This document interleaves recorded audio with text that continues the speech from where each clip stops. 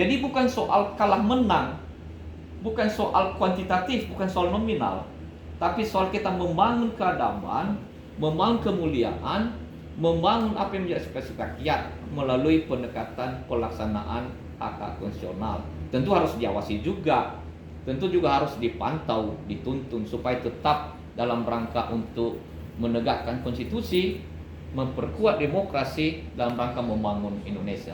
Begitu, Sek Fung, moderator ya. Baik, siap. Ada satu lagi yang dari UK. Apa itu ya? Tentang apa yang akan diambil atau yang kita berikan untuk menyelamatkan demokrasi. Karena tadi disampaikan oleh penanya kedua bahwa demokrasi Indonesia untuk sementara ini tidak baik-baik saja. Karena kita nilai yang membuat aturan itu sendiri telah melanggar aturan yang telah dibuat. Bagaimana untuk menanggapi hal itu? Langkah apa yang harus kita ambil? Iya, tentu secara proporsional dilihat mana yang harus dilakukan terlebih dahulu, mana yang bertahap, mana yang harus dikedepankan, dan mana yang substansi masalah, mana yang akibat simptom. Maka kalau misalnya soal demokrasi kita harus perkuat dalam rangka penguatan demokrasi, tapi sekaligus juga penegakan konstitusi, maka tentu utamanya adalah yaitu soal kerakyatan, yaitu kedaulatan rakyat, hak-hak kebebasan, hak-hak misalnya soal hak konstitusional rakyat ya, kebebasan sipil dan kebebasan yang lain.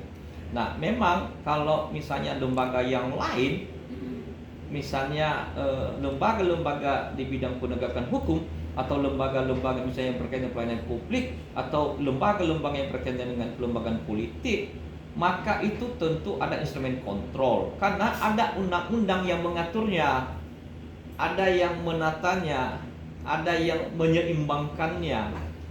Makanya kalau melihat merujuk Indonesia, maka saya sebutnya secara pribadi itu, dan mungkin juga bersama dengan yang lain, setuju jikalau ada undang-undang kepresidenan.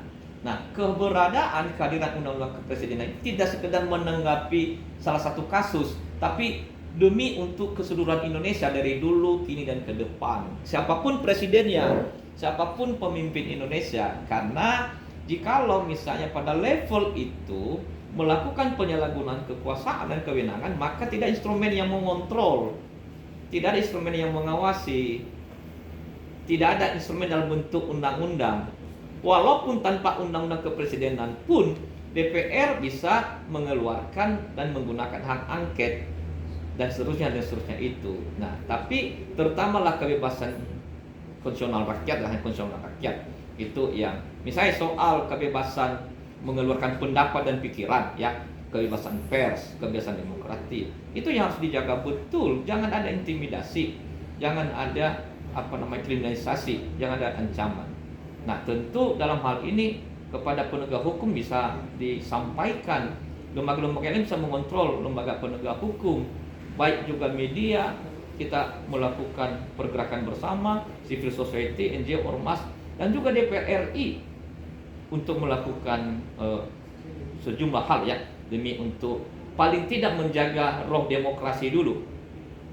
Begitu. Baik, terima kasih senior. Mungkin ada tambahan dari senior Prof untuk menanggapi pertanyaan dari dua penanya. Saya persilakan, Pak. Baik. Bahwa kedaulatan rakyat ya, implementasi kedaulatan rakyat itu memang tergantung pada masa, pada pemerintahan, pada masanya ya. Bahwa ada pendapat ya, ahli mengatakan masa terdapat putaran